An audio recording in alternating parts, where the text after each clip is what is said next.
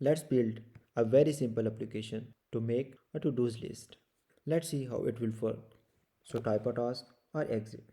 Let's say send an email. Next, watch football, then play tennis, and now exit. And there I get my to-dos list. Perfect. Now let's jump to the editor and start coding this program. So first, just a simple message. Next, we will ask the user to type to do or exit. And C will hold the value. Type to do or exit.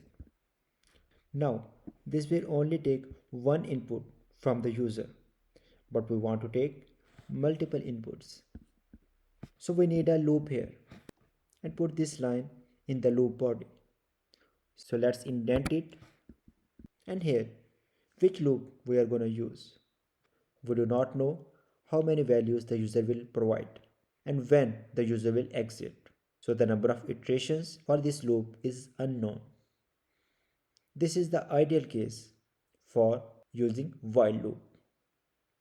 So while, here we will write a condition, and in our case we will write true.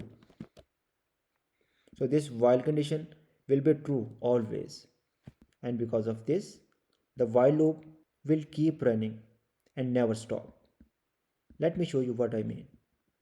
So type something again, and you can see it keeps asking and it will never stop. So to stop the loop, we will check user input. If C is equal to exit, so if user entered exit, we will terminate the loop using break statement. And if user entered something else, we will add it to the list. For that, let's make a list. So over here, above the loop, we will declare an empty list. Let's call it to dos. Now down here, under if, we will push the C into the list. We will use append method of the list to add the value. So to dos dot append C. So when the user input is not exit, we will add it to the list. And when the loop will stop, we will print to dos. That's all.